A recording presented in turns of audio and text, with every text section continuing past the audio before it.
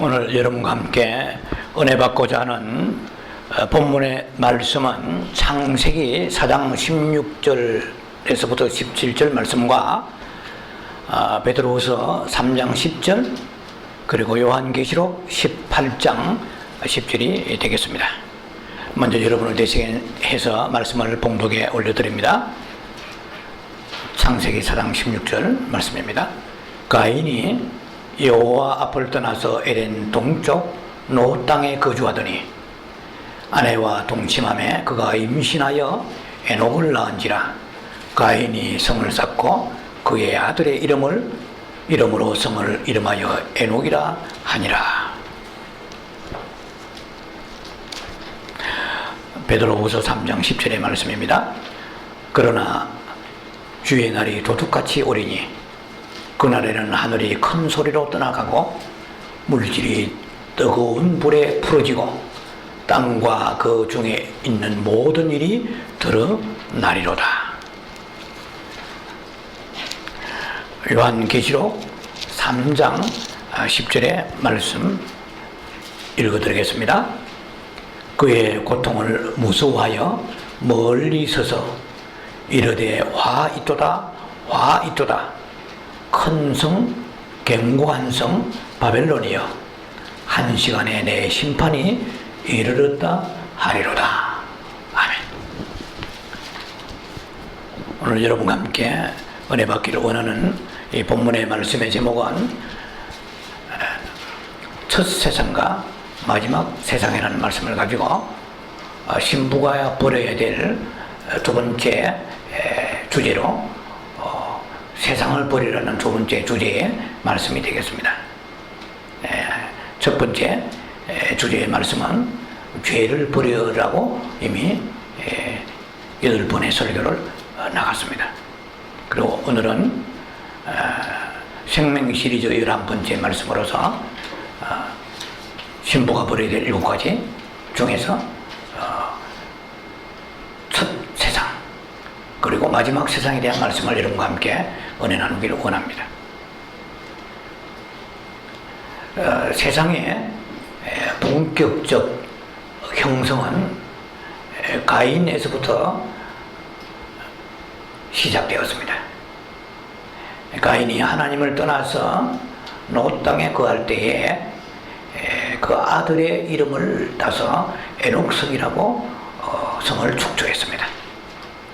이것이 인류 최초의 성입니다.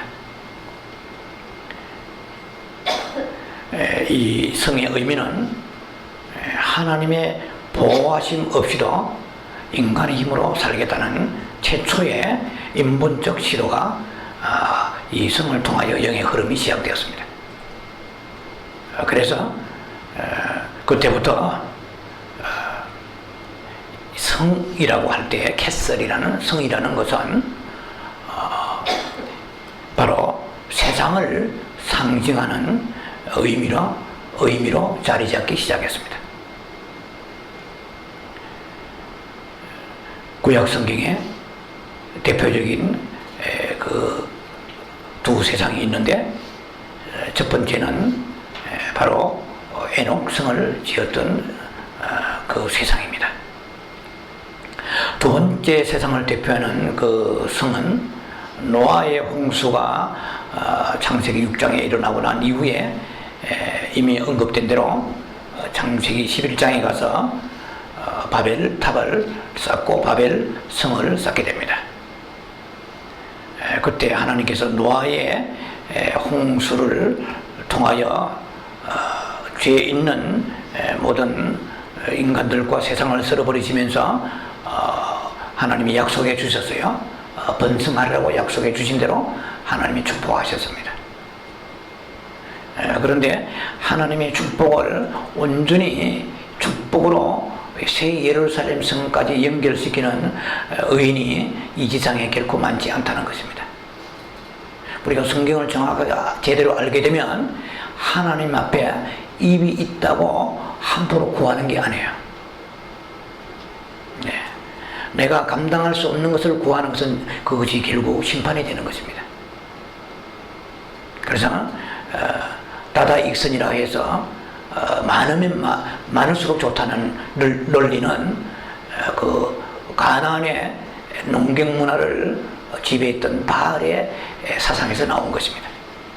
하나님의 세계에서는 그 무한한 능력으로 이 세상을 번성하게 하고 충만하게 하십니다. 그러나 그 하나님이 주신 축복을 배역한 인생들이 번번이 감당하지 못하고 다 타락했던 것이 오늘날 현재 이 미국을 통하여 혹은 여러 강대 국가를 통하여 하나님이 유실히 증명해 보여주셨습니다. 너희가 구하는 대로 내가 주셨는데 그 결과가 어떻게 되느냐 하는 것입니다. 자, 그래서 세상을 대표하는 두 번째 성은 노아 홍수 이후에 쌓은 바벨 성이 되겠습니다. 가인이 쌓았던 그 에녹 성은 그 당시에 공법이 발달하지 않았기 때문에 상당히 허술했을 것이라고 봅니다. 그러나 허술했든 뭐 어찌했든 간에 하나님이 노아의 홍수를 통해서 다 쓸어가 버리셨습니다. 그리고 하나님께서는 마음이 안타까우셨는지 노아를 통하여 번성하게 하셔서 노아의 시대에부터 바벨탑이 쌓을 때까지 창세기 11장까지 그 과정 속에서 엄청난 땅에 충만함이 가득했습니다. 번성했다는 것이죠. 그런데 아니나 다를까 마치 무슨 공식처럼 인간은 타락하기 시작하는 거예요. 우리가 성경을 정확하게 알면 하나님의 형통을 두려워해야 됩니다. 받는 자는 주시면 받겠지만 받아서 넘어진 자가 한두 명이 아니에요. 교회도 마찬가지고 개인도 마찬가지입니다. 그 시대의 역사도 마찬가지고 어떤 국가도 마찬가지입니다. 그래서 우리가 상가 받는 사람은 축복은 사명과 더불어 오는 것이기 때문에 굉장히 두렵고 떨리는 마음으로 그 축복을 우리가 사용할 줄 아는 그런 믿음의 지혜가 있어야 되는 것입니다. 자, 그래서 오늘날도 똑같이 어느 시대 어느 나라 그리고 어느 족속을 막론하고 개인이나 세상이나 마찬가지로 나라도 마찬가지로 번영할수록 타락 일변도가 되었다는 것입니다. 기독교 예외가 아니죠. 세상은 말할 것도 없고요. 그래서 이미 말씀을 지난번에 드렸습니다만 창세기 6장의 11절에 얼마나 노아 시대에 그 짧은 그 시간이지만 하나님이 축복하시는데 불구하고 타락을 강하게 속도가 그 강한 흐름으로 타락했는지 강포가 땅에 충만했다고 그랬습니다. 하나님이 더 이상 그 타락한 노아 시대의 사람들을 보실 수가 없는 거예요. 그래서 하나님께서는 심판이라는 초강경수를 쓰십니다. 그것이 우리가 너무 잘 알려져 있는 노아의 홍수 사건입니다. 노아의 홍수 사건은 두 가지 의미가 있죠. 하나는 죄인을 쓸어버리시는 것입니다. 또 하나는 죄 있는 세상을 쓸어버리시는 것입니다. 하나님은 이 세상의 우주 만물에 이렇게 하늘과 땅과 이 산천초목과 공기와 바람과 물과 이 모든 여건들을 주신 이유는 이거 자체를 하나님이 즐기시는 게 아니에요. 오직 이 세상의 주인공, 물론 하나님이 주인이시지만 하나님의 형상을 닮은 인간을 통해서 인간이 아름다운 신부되라고 하나님의 아들과 딸이 되어서 영원히 천국에 살게 하시고자 이 세상을 주신 것이지 다른 용도는 없어요. 네. 그래서 하나님께서는 이 세상에 인간이 악하면 만물이 신음하게 되는 거예요. 예. 지금 로마서 말씀도 여러분 아시다시피 로마서 8장에 하나님의 아들들이 나타나기 위하여 나타나기를 많은 피조물들이 신음하면서 고대한다고 되어 있습니다. 그래서 인간이 타락하면 하나님이 세상의 모든 만물도 보기 싫으신 거예요. 다 악에 물든 거예요. 그래서 노아의 홍수 때 사람만 쓸어가신 게 아니고 우주의 전체를 쓸어가 버렸었습니다. 여러분, 노아의 홍수 사건은 지역적인 사건이 아니에요. 국지적 사건이 아닙니다. 이것은 전 우주적 지구적 사건입니다. 소돔과 고모라, 그거는 하나의 로컬입니다. 소돔이란 나라에 대한 하나님이 유황불을 내리시면서 그것은 마지막 이제 7년 대환란 때에 하나님이 쏟아부으실 진노의 예표요 상징입니다. 그것은 그 당시로 역사적 사건을, 창세기 사건을 볼 때에 소돔의 그 유황불의 심판은 국지적 심판입니다. 그래서 성경 전체의 흐름은 세상과 세상으로 되어 있고 성과 성으로 되어 있습니다. 첫 성과 마지막 성입니다. 첫 성은 에녹성이요, 마지막 성은 바벨론 성입니다. 에녹 성은 창세기 4장에 오늘 읽은 본문처럼 16장 17절에 나왔습니다. 마지막 하나님께서 심판의 성은 그때 바벨론 성, 계시록 18장에 나옵니다. 그래서 성으로 시작해 성으로 끝나는 거예요. 세상으로 시작해 세상으로 끝납니다. 노아의 창세기의 세상으로 시작하여 아브라함의 후손의 세상으로 끝납니다. 지금 우리가 살고 있는 이 세상은 이제 말씀을 전개하면서 여러분이 들으시겠지만 이 세상은 노아의 세상이 아니고 이제 택한 백성의 제2의 택한 백성의 아브라함의 세상입니다. 이 세상은 요한계시록과 연결되어 있습니다. 그래서 우리는 이 세상의 지금 흐름 속에 살고 있는데 어디로 이 우주적 역사가 흘러가고 있는가를 정확하게 가름해야 됩니다.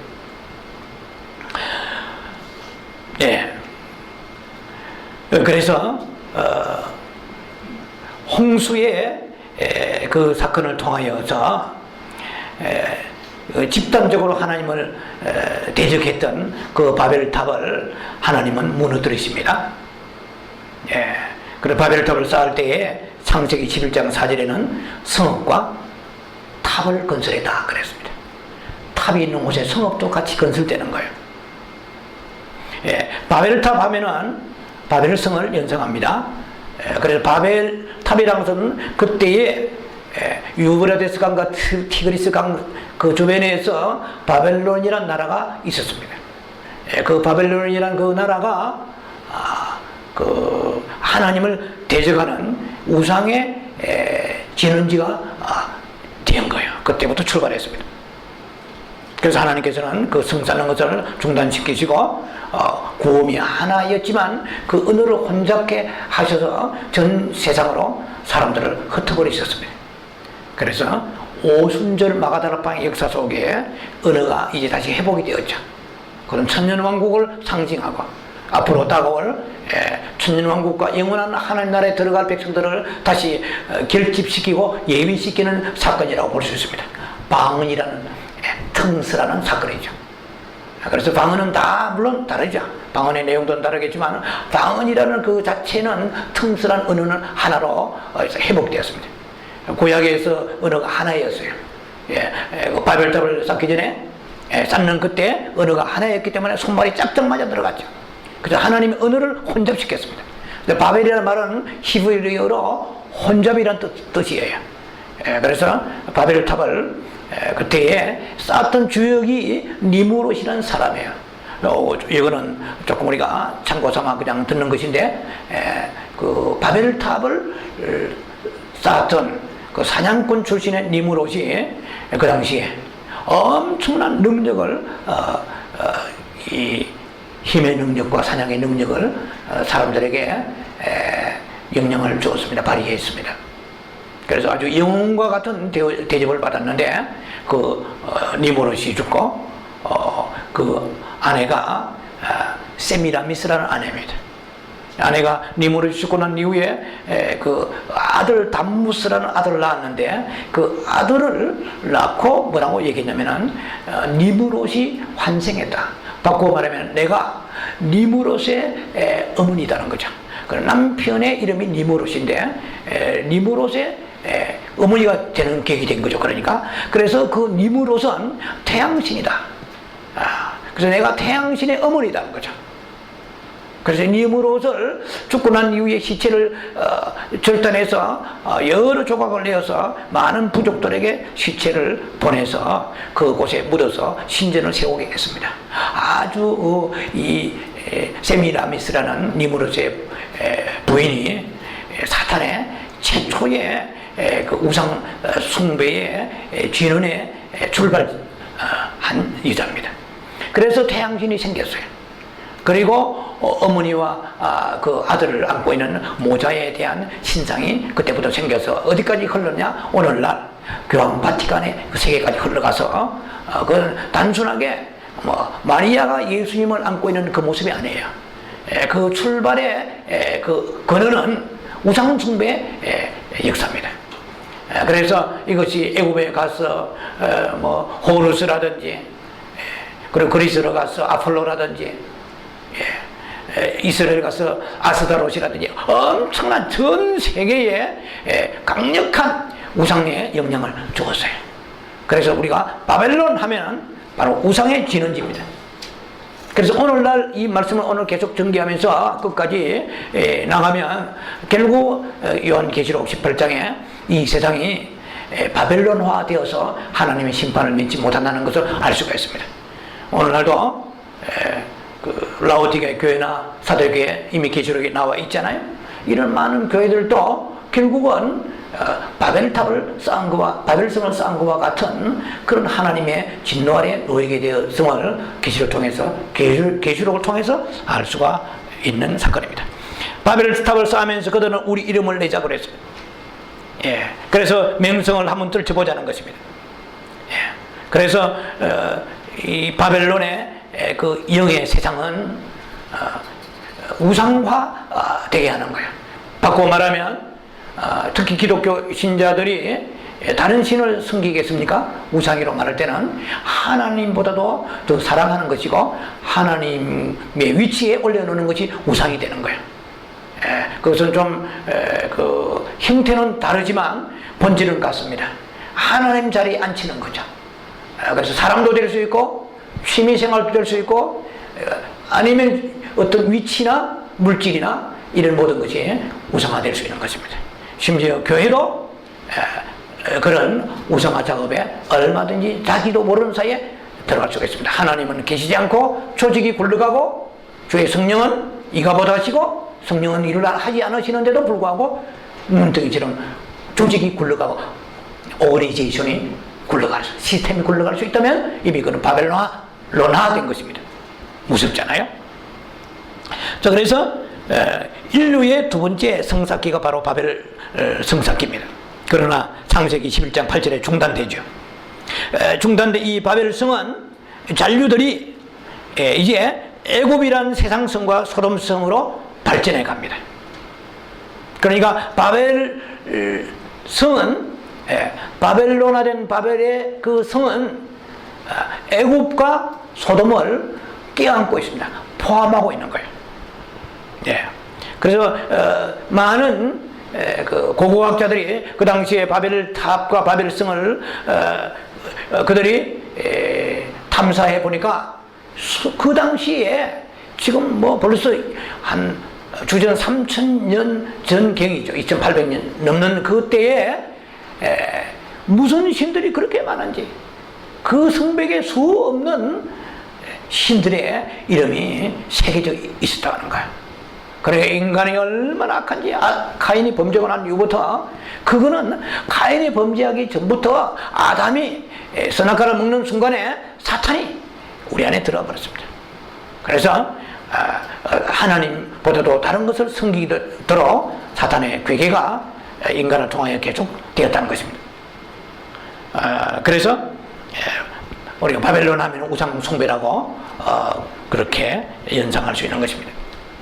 사실 아브라함도 놀랍게도 그 바벨론 땅의 출신입니다. 갈대아 우르죠. 갈대아가 바벨론입니다. 갈대아가. 그래서 하나님께서 그 아브라함을 축복의 땅으로 불러내십니다. 우상 숭배가 만연한 곳에서 하나님의 은총으로 메소포타미아에서 불러내십니다.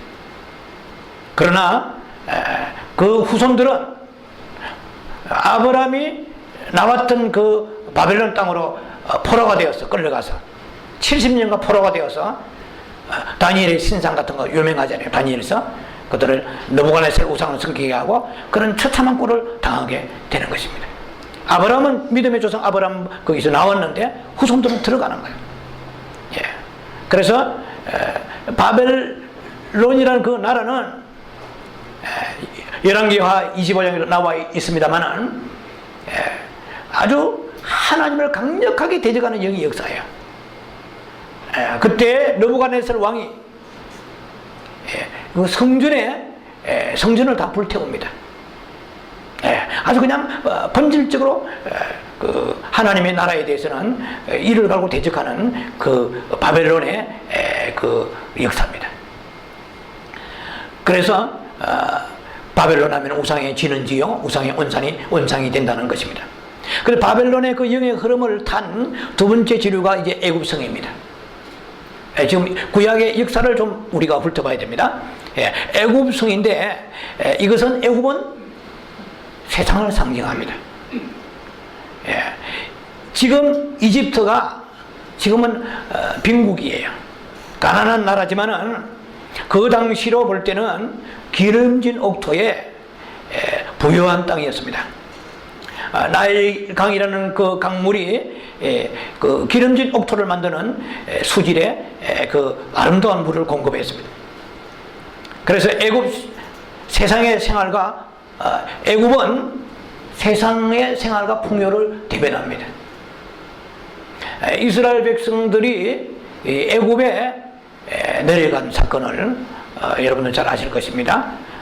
그래서 이스라엘 히브리 백성들이 그 땅이 가뭄이 오고 흉년이 왔어요.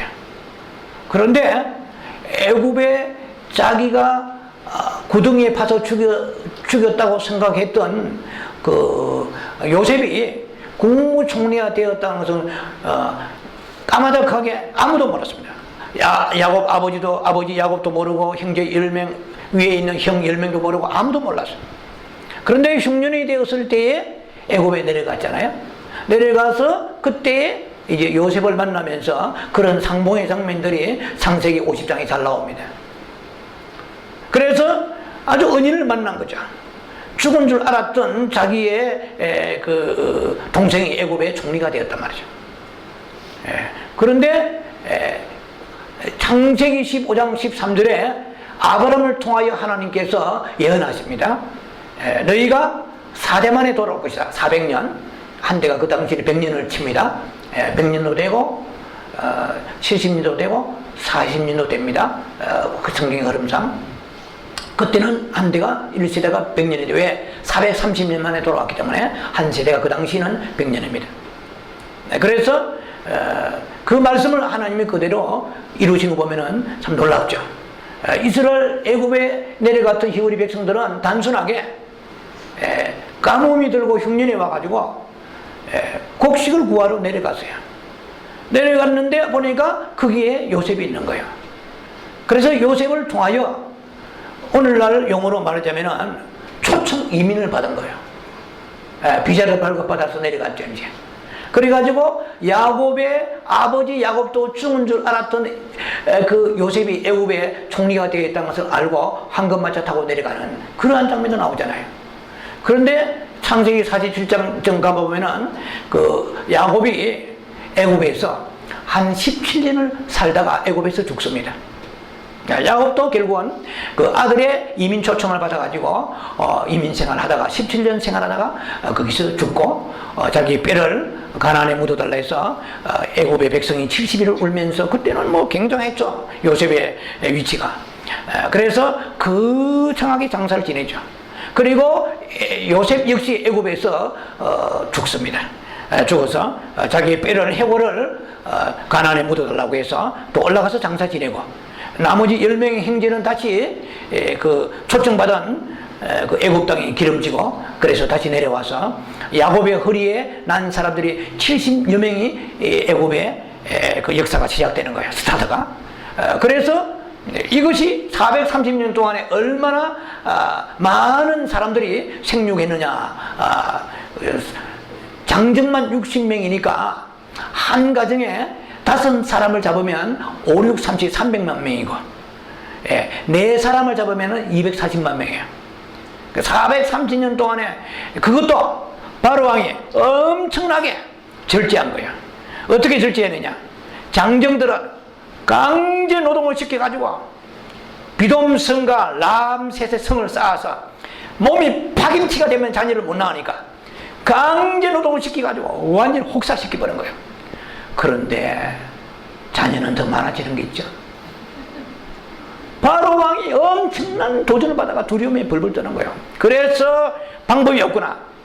이 히브리 사람 남자들은 어떻게 생겼는지, 노동하면 할수록 저 자녀를 많이 낳으니까 여자들을 이제 산모들을 통하여 사내가 나면은 산파들은 기다리고 즉시 기다리다가 나오면 바로 밟아 죽든지 나일 강물에 집어 던지든지 죽이라 그런 거예요.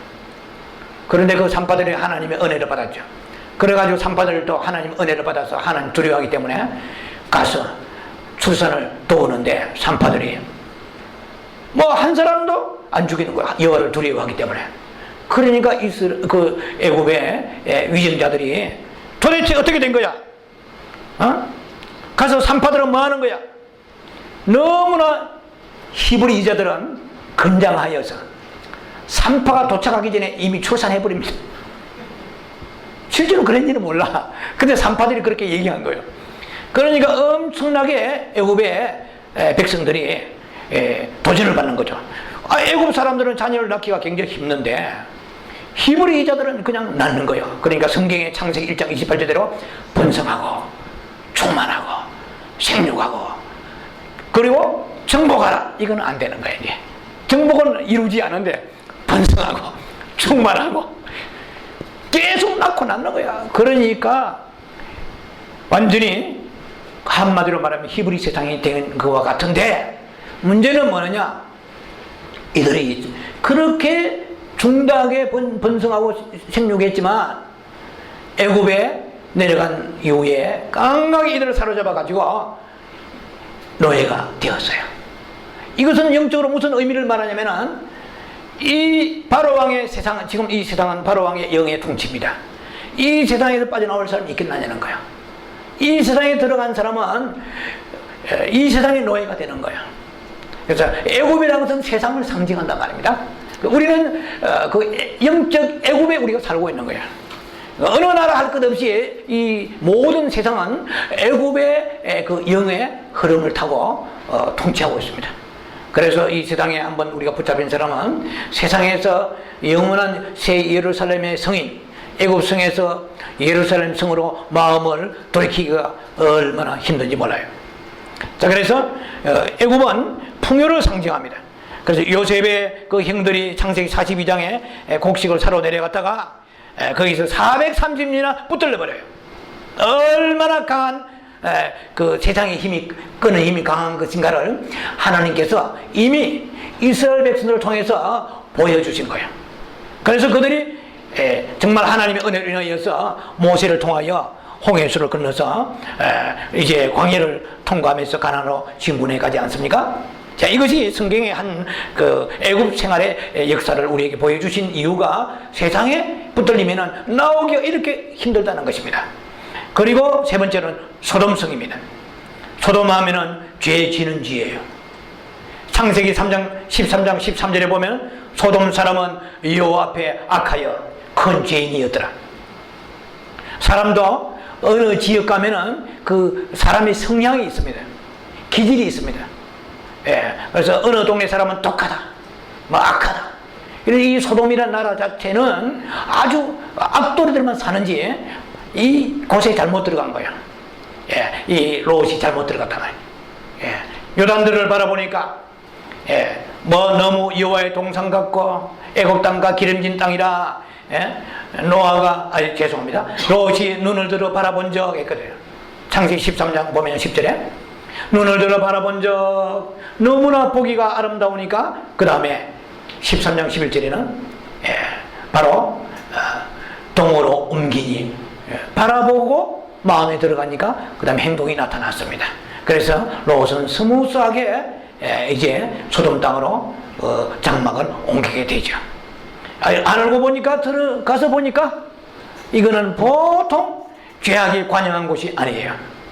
아주 지었다면 전부 죄밖에 짓지 않은 그런 곳에 죄의 구렁텅이 속에 롯이 들어갔습니다. 소돔은 세상의 죄를 대변하는 곳입니다. 즉 죄들의 세상을 말하는 곳입니다. 그러니까 세상을 상징하고 대표하는 것은 아까 말씀드린 것처럼 애굽이 있고요, 우상을 상징해서 바벨성입니다. 그리고 음란하고 폐역하고 타락한 것은 소돔성을 상징합니다. 그런데 이스라엘은 이런 바벨성과 애굽성과 소돔성을 주변으로 해서 중심에 에워싸여 있습니다. 한마디로 이스라엘 그 백성들을 삼키려고 호시탐탐 그들이 올무를 놓고 대기하고 있는 상태입니다. 여차하여 소돔성에 내려갔다면은 음란과 폐역에 오염되는 그런 낭패를 당하게 되고요. 롯도 내려갔다가 롯이 이기에 소돔성에서 나온 것은 참 기적입니다. 롯이 베드로후서 2장 7절 보면은 어려운 롯이라고 그랬는데 롯이 왜 어려웠는지 저는 잘 모르겠어요.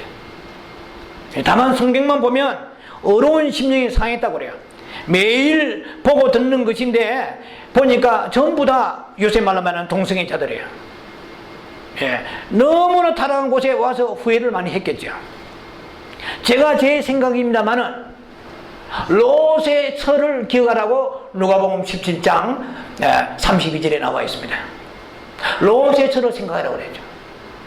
그리고 그 롯의 처는 소돔성 출신이 아닌가 생각합니다. 왜냐하면 롯하고 아브라함이 헤어질 때에 롯에 결혼했다는 성경은 없어요. 그러니까 롯의 처가 소돔에 있는 문화를 몸에 익힌 사람이 롯을 만나서 결혼했는데 롯의 처가 천사가 손을 잡고 그 두 딸과 롯의 처와 롯의 손을 잡고 천사가 끌고 밖으로 나왔어요. 사실 롯도 천사가 이 유황불이 내리니까 떠나라고 했는데 성경은 보면은 창세기 19장 보면 롯이 지체하여 이런 말이 나와요. 롯도 제가 볼 때는요, 이 사람 유황불이 안 들어가면 해도 기적이에요. 천사가 발목을 잡아서 안 끌리갈 사람 있겠어요?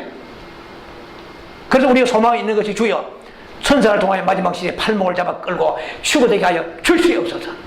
아니 롯도 지체했거든. 우리는 지금 지체를 안 하려고 하는 사람이잖아요. 그래 하나님이 긍휼을 베풀어 주시지 않겠나 하고 말씀을 연구하며 생각해 봤어요. 그래서 이렇게 그 문화에서 익혀진 그런 습속이란 게 얼마나 뿌리 깊었는지. 두 딸 나왔잖아요. 롯의 처도 나왔고 롯도 나왔는데 유일하게 롯의 처만 들판에 머무르지 말고 돌아보지 말라고 했는데 그때에 롯이 상당히 그 소돔의 생활에서 좀 유복한 생활을 했다고 볼 수가 있어요. 왜냐면은 그가 창세기 19장 보면 성문에 앉아서 북간 정도 되었으니까 아주 열심히 뼈빠지게 일해서 아마 소돔에서 유력자가 된 것 같아요. 그러니까 유력자가 됐으면 롯의 처는 많이 샤핑하고 백화점 다니면서 폐물을 가지고 모았을 거야.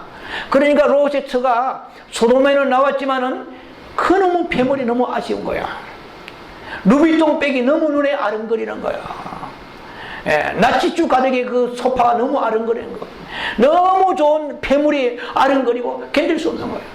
요새 말로 페라리 같은 이런 고급차가 너무 아까워서 돌아본 거예요. 그래서 마지막 결론이 오늘 보니까 흐름을 보면 안 나올 것 같아요. 예, 지금 시간상. 그런데 우리의 구원은 후반부에 거의 끝에 나오는 메시지입니다만, 우리의 구원은 두 가지입니다. 하나는 노아의 홍수를 통하여 죄악에서 구원하신 것이고, 또 하나는 애굽에서 이스라엘 백성을 구원하실 때에 그 세상에서 구원한 거예요. 왜냐하면 애굽은 세상의 상징이니까. 그래서 애굽의 구원과 그리고 노아의 홍수의 구원은 양면성을 가지고 있습니다. 바꾸어 말하면 회개만 해서 안 된다는 거죠.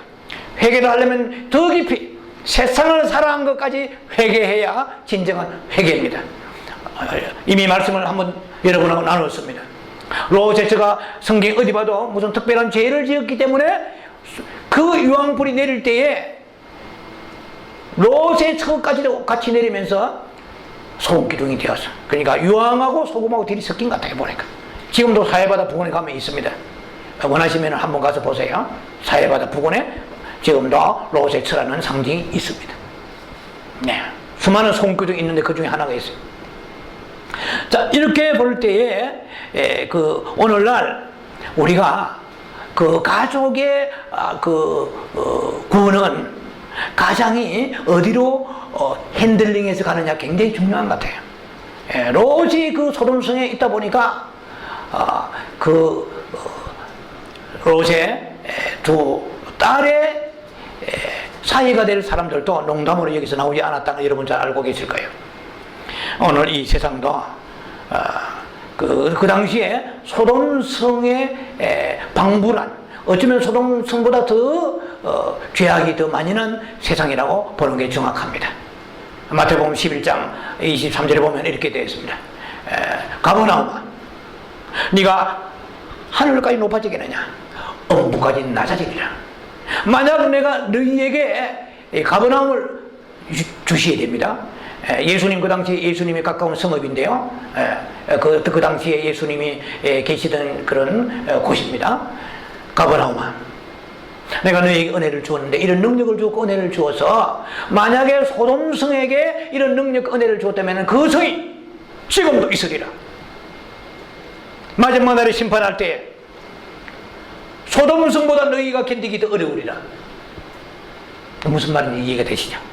이것은 이 마지막 시대에 우리가 은혜하지만 받은 은혜를 헛되이 쏟아버리고, 정말 은혜를 인하여서 주신 그 하나님의 의도대로 우리가 살지 않을 때 네가 지금까지 받은 그 은혜를 어디에다가 쏟아버렸느냐. 그렇게 그때의 소돔성의 얘기가 예수님께서 인용하시는 말씀에 신약 성경에 마태복음 11장에 나옵니다. 자, 오늘날 이 시대는 그 창세기에 흘러가 있는 그 큰 네 가지의 그 성들의 흐름입니다. 그러나 사실은 가인이 쌓았던 그 아들의 이름 에녹이라는 휴고된 에녹 말고요. 에녹, 가인의 바로 아들이 에녹이잖아요. 그 에녹성은 이미 말씀드린 것처럼 노아의 홍수 때 쓸어가 버렸으니 흔적도 사라졌는데, 오늘날 이 시대에는 하나님의 심판을 자초할 수밖에 없는 이 세 가지 성의 흐름이 장악하고 있습니다. 그래서 이 세 가지 성의 흐름의 영의 흐름을 우리가 탈출해 나가기 굉장히 힘들어요.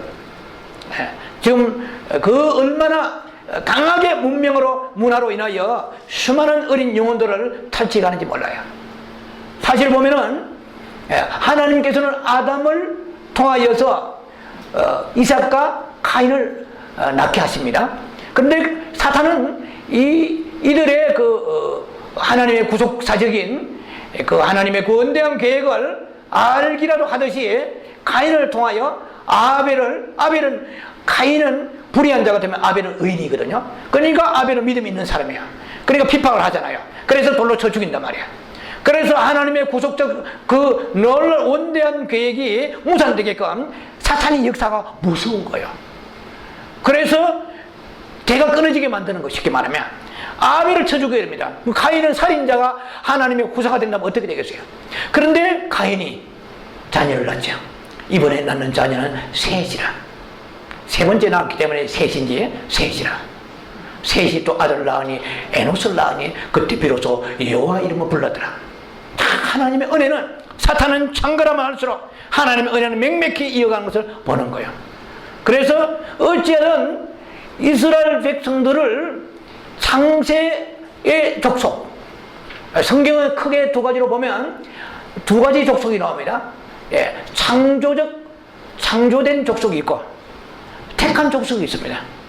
예, 창조 족속이란 말은 뭐냐면은 하나님께서 천지를 창조하셔서 6일에 아담을 만드시고 그때부터 이제 후손이 쭉 내려오다가 노아의 홍수 때에 다 멸절시켜버리고 8명만 남잖아요. 그 8명 남은 그 식구들을 따지자면 부부는 4쌍이죠. 예, 식구는 8명이지만 쌍은 4커플입니다. 예, 그래서 셈감과 야벳을 통하여 노아의 부부를 통하여 자녀가 계속 번성해 나오는데, 창세기 11장에 이미 말씀드린 것처럼 창세기 11장에 가서 얼마나 악한지, 이제 하나님 집단적으로 대적하는 바벨성을 쌓으면서 하나님께서 바벨탑을 중단시키고 섬는 사람을 흩으시잖아요. 흩어버리시면서 하나님의 그 계획이 부안되신 거죠. 그래서 뭐냐면은 창조된 백성을 이제는 하나님의 구속사에서 거기에서 중단시키시고, 아브라함이라는 새로운 택한 백성의 두 부류가 나옵니다. 이 성경 전체는 창조 백성과 택한 족속입니다. 예, 창조 족속은 노아의 홍수를 통하여서 바벨탑까지가 끝이에요. 그것이 창세기 1장부터 창세기 11장 26절까지입니다. 이것이 첫 번째 세상입니다. 두 번째 세상은 창세기 11장 27절로부터 요한계시록 22장까지가 마지막 세상입니다. 오늘 여러분 설교 제목이 옛 세상, 첫 세상과 마지막 세상이라는 의미가 거기에 있는 거예요. 그래서 첫 세상은 이미 끝났습니다. 언제 끝나느냐? 창세기 11장 26절에서 끝났습니다. 즉 아브라함이 오기 전에 첫 세상은 하나님께서 노아의 홍수를 통하여 그리고 바벨탑을 심판하시면서 멸망시켰습니다. 끝났습니다. 끝나고 이제는 그 노아의 후손들을 통하여서 하나님께서 이제 구속사로 연결시킨 것이 아니고 아브라함이라는 제2의 인물을 통하여서 이 지상에 내세우는 것이 창세기 12장 1절부터 구체적으로 나오기 시작합니다. 그게 창세기 11장 27절부터의 사실은. 자, 그래서 하나님은 그 생계를 유지하기 위해서 애굽에 내려가면은 중노동을 하게 되고 세상 노예가 되는 걸 보여주셨고, 그리고 비옥한 땅을 찾아서 소돔에 들어가면 소돔 사람이 되는 거예요. 그리고 세상에 우리 이름을 내보고 짐의 흩어짐을 면하자 하면서 인간의 능력을 한번 나타내서 하나님의 힘보다도 인간의 힘을 통하여 이 세상을 구축하면서 한 세상 살아보자 하는 그 생각이 바벨탑의 영향을 받은 생각입니다. 우상이 되는 거죠. 그래서 수많은 사람들이 가난하고 병들고 어려울 때는 믿음이 좋았다가 세상에서 좀 생활이 빠꾸매지고 열리고 축복을 받고 지위가 높아지고 가진 것이 많아지면 하나님을 떠나버리는 거예요. 그래서 그 직장이 우상이 되고, 그래 처녀들도 총각들도 홀로 있을 때는 주님만 사랑하고 기도하더니 그냥 결혼하고 나니까 믿음이 툭툭 떨어지는 거야. 그리고 고등학생들도 대학 들어가기 전까지는 다 순수해서 믿음이, 그러다 대학에 들어가면은 약속이 나듯이 전부 믿음이 가을바람에 낙엽들이 우수수 다 떨어져버리는 거야. 왜? 그러니까 뭐냐면은 그렇게 우리가 몰랐다. 대학이라는 캠퍼스 가보니까 엄청난 세계가 열려있구나. 괜히 우리가 말이지 정말 좁은 물에 놀았다. 이제는 우리는 큰 야망을 가지고 세상을 향해 나가니까 그렇게 그때는 어렸으니 몰라서 열심히 그냥 기도하고 청년의 모임도 하고 뭐 성경 공부하고 했지만 이제는 그거는 병아리 눈물만큼 조그만 이제 벤준만 올리고, 어떨 때는 우리는 A 플러스 학점 따고 최고 기업 들어가게 되고, 정말 이 세상에 머리가 되려고 그러면은 공부, 출세. 그래서 많은 사람들이 대학 가면 그냥 산산이 무너지는 거예요. 결혼하면 무너지게 되고, 주의 정도는 교회가 크면 무너지게 되고, 성도들은 그렇게 새벽기도, 철학기도, 금식기도 해가지고 남편이 돈 많이 벌어오고 돈을 다발로 벌어 들어오고, 그래서 집이 커지고 평수가 넓어지고 좋은 차를 몰게 되고 모든 직분이 높아지면 새벽기도는 물 건너가 버린 거예요. 새벽기도가 중요한 건 아니겠지만 믿음이 떨어진다는 거예요.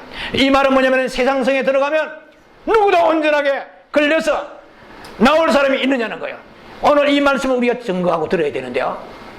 예, 굉장히 중요한 얘기가 있습니다. 어떻게 하면은 그 믿음의 조상 그 노아나 아브라함은 어떠한 자세로, 어떠한 신앙으로 강력한 이 세상성에 그들이 맞서서 싸우면서, 대치하며 싸우면서 극복하며 이겼는가? 성경에 그게 나와 있는 거예요.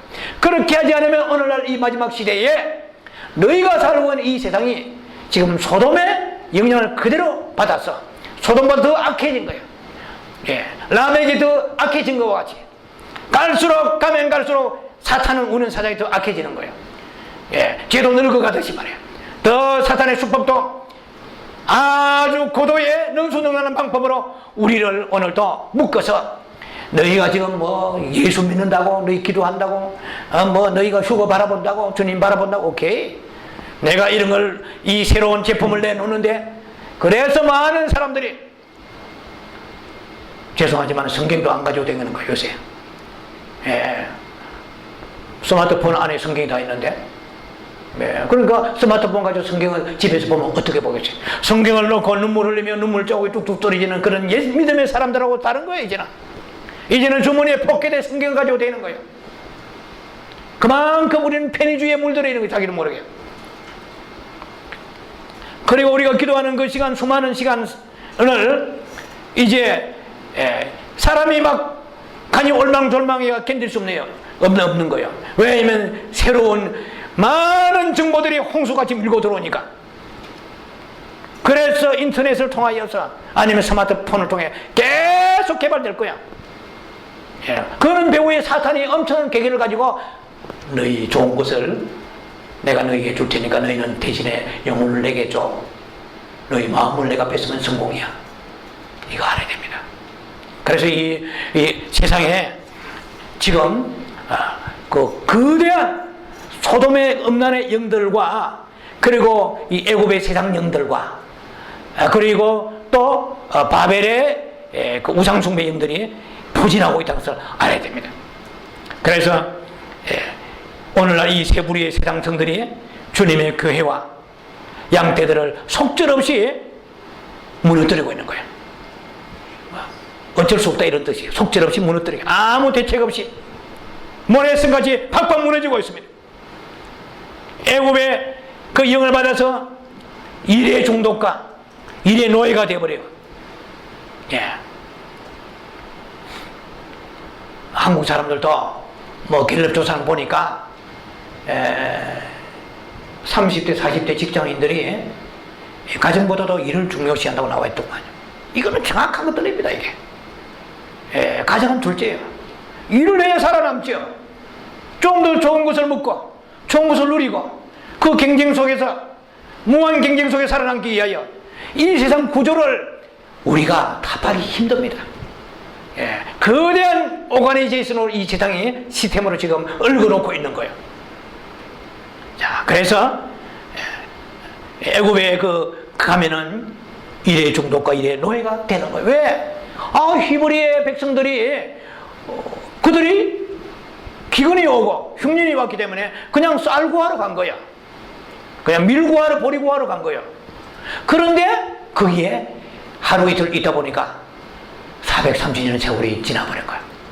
종살이 하면서 얼마나 깊이 그 사상이 박혔는지, 하나님의 그 놀라운 은혜로 인하여서 초자연적인 능력과 은혜로 인하여 10가지 재앙을 바로를 통해서 내리고, 하나님께서 그 백성을 뽑아서 홍해수를 건너게 하시고 광야 생활하면서도 그들이 애굽의 세상 문화에 얼마나 깊이 찌들려 버리는지 뼛속까지 들어가 버린 거예요. 아주 그냥 조금만 시간이 있으면 모세를 대적하면서 우리 애굽으로 돌아가자.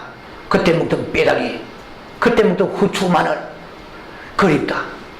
우리를 광야에서 우리를 죽이려 카노, 우리를 광야에서 우리를 죽이려 데려왔나? 애굽 그때가 나왔다. 돌아가자. 여러분들은 그런 마음이 없을 거예요. 주여, 세상에 부귀 영광 다 준다고 그래도, 세상 만국을 준다고 그래도 나는 절하지 않겠나이다. 나는 예수 믿는 이 길이 좋아요. 여러분에게 천만 불을 1억 달러를 주면서 예수 믿지 않겠나? 그러면 내가 1억 달러 주리라 하면 여러분 나갈 사람은, 이게 있는 사람은 아무도 없어. 그러나 저 동네는 있어.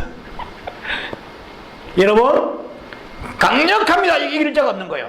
우리는 애굽 성과 바벨 성과 소돔과 고모라 성을 이기려고 그러면 내 안에 영원한 새 예루살렘 성을 바라보는 그 소망이 있어야 돼요.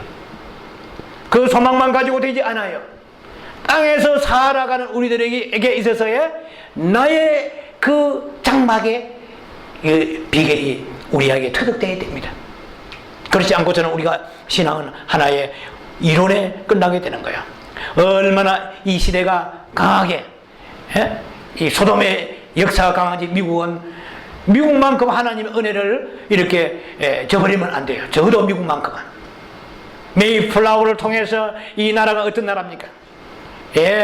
저 인디안의 미개발 지역의 나라잖아요. 그래서 오늘 하나님이 축복하셔서 지금까지 불과 300년 가까이 되는 이 미국을 전 세계 머리로 올려주시잖아요.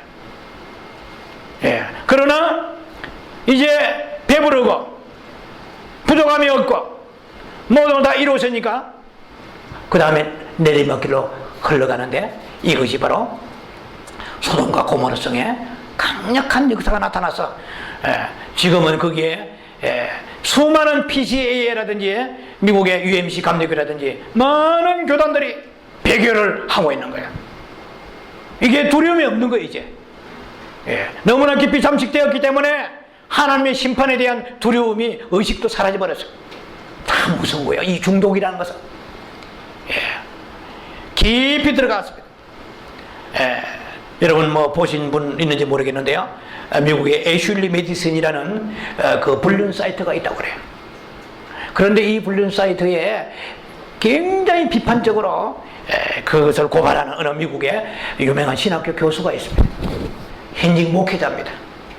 그런데 이 애슐리 메디슨이라는 이 불륜 사이트가 다 공개되면서 그렇게 극렬하게 비판하고 고발했던 미국의 이 교수님이, 신학교 교수님입니다. 목사님이 거기에 회원이에요.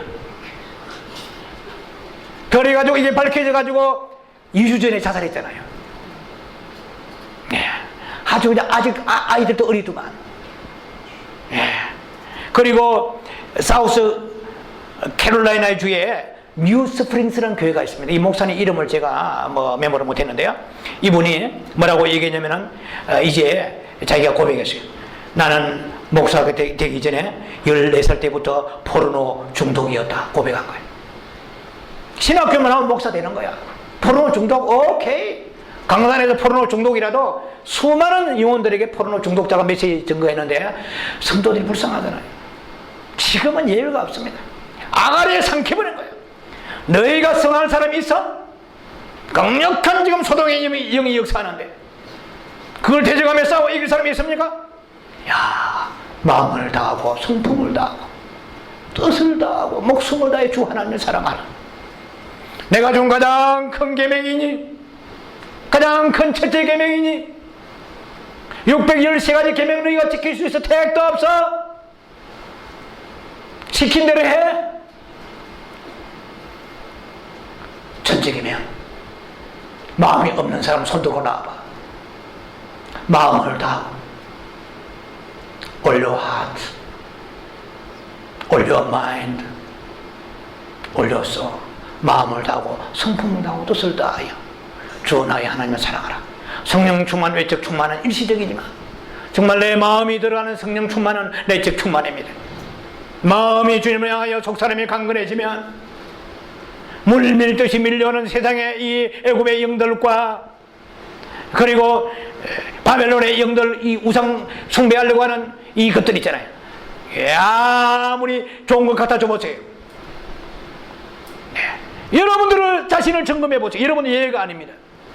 여러분 귀로 아멘 하지만 입으로 아멘하고 마음으로 아멘해야 돼요. 여러분의 그런 것이 주어진다고 그러면은 그것을 황금을 돌같이 얘기할 수 있느냐는 것입니다. 내한테 페라리, 벤처 6를 갖다 줘봐. BMW로 최고 좋은 거 갖다 줘봐. 나는 찌그러진 소나타로 할렐루야. 믿음은 별게 아니에요. 저 하늘에 있는 게 믿음이 아니에요. 내 마음에 있는 게 믿음이에요. 내 마음에 액추얼 비잉이 돼, 실제가 되어야 돼요. 그것이 여러분의 영성이고 여러분의 영의 생명입니다. 그 사람의 신부가 되어 있는 거예요. 머리로서는 다 우리가 하루아침에 기아집 만채로 지죠. 천만채로 지지. 마음으로 지어봐. 초가집 하나도 못 지으면서 내 마음이 지킬 만한 것은 물은 네 마음이 생명에 의해서 남이라. 아마 잠언서 4장이죠. 생명에서 의해서 남이라. 네 마음 안에 사탄이 뻐글거리면 네 생각과 입은 아무리 비단같이 말해도 악한 원심하게 이길 힘이 없는 거야. 네가 나를 얼마나 사랑해. 나를 사랑하는 자는 이기리라. 네 마음에 도성을 쌓지 말라. 네 마음에 장막을 쌓아라. 장막을 쌓아라. 노아가 장막을 쌓았고 아브라함이 장막을 쌓았습니다. 노아가 창세기 9장 보면은 장막을 쌓았던 것이 나오는 거예요. 아브라함도 장막을 쌓았습니다. 장막을 쌓았단 말은 뭡니까? 오늘날 내가 살고 있는 이 모든 것이 내게 마음을 뺏어갈 수 없는 거야. 내가 하나님을 사랑하는데 해방이 되지 않는 삶을 장막을 쌓아가는 삶이에요. 여러분 과연 그렇게 되고 있습니까? 무엇이 있더라면 내가 하나님과 내 사랑을 막을 수가 없어. 내 마음을 뺏어갈 수가 없어. 이런 믿음의 고백이 있을 뿐만 아니라 그 삶이 여러분에게 에비던스, 증거가 되어야 됩니다. 무엇이든지 여러분이 하나님을 사랑하는 데 방해가 되면 그것이 바로 애굽의 성이요, 소돔 성이요, 바벨 성이 되는 거예요. 주여 무너지게 하소서. 그날에 바벨 성이 무너질 때 함께 무너질 것이 아니라 지금 내 안에서 성들이 와르르 무너지게 하옵소서. 그리고 나는 내 안에 이 장막의 삶을 살겠습니다. 지금 내가 살고 있는 주택이 얼마 10만 불, 50만 불, 100만 불이 중요한 게 아니고 그 모든 것이 있다 할지라도 내가 하나님을 사랑하는데 이것은 어떤 것도 방해물이 되지 않나이다. 지금 내가 타는 차가 아무리 찌그러진 차든 아니면은 최고의 차든 벤츠든 BMW는 상관이 없습니다. 내 마음을 뺏어간다면 이미 여러분들은 애굽성에 함락되고 있는 거예요. 함락되고 있단 말이에요.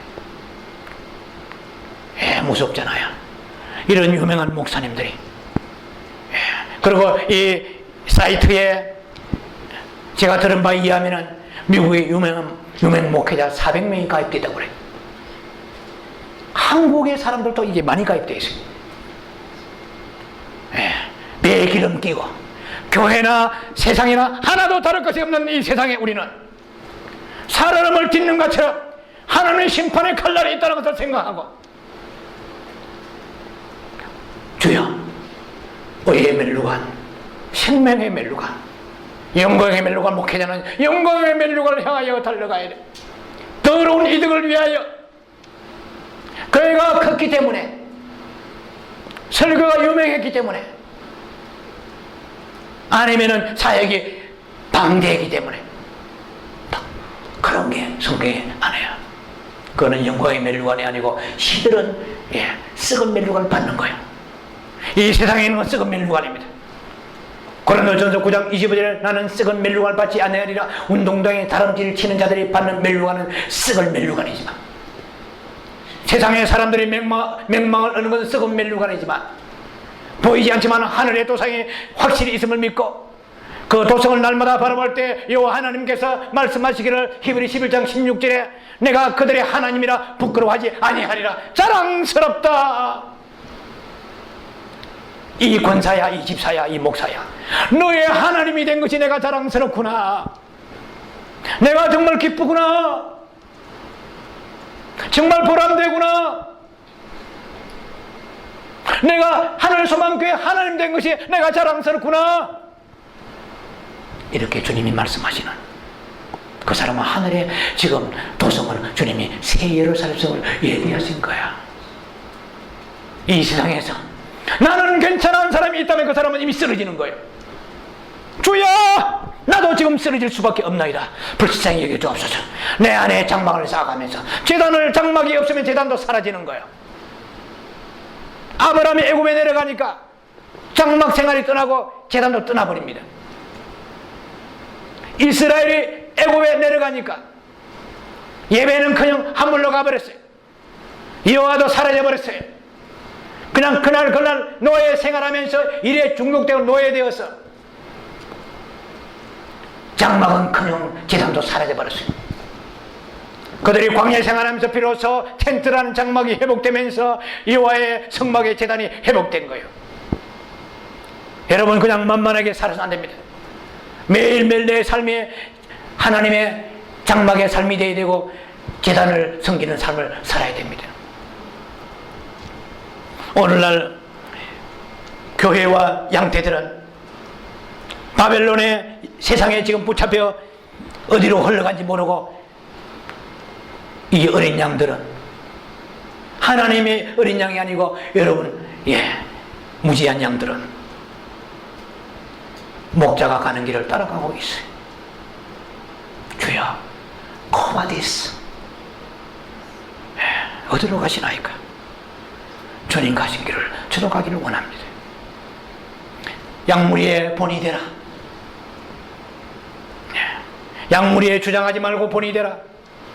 기꺼이 더러운 이득을 취하지 말고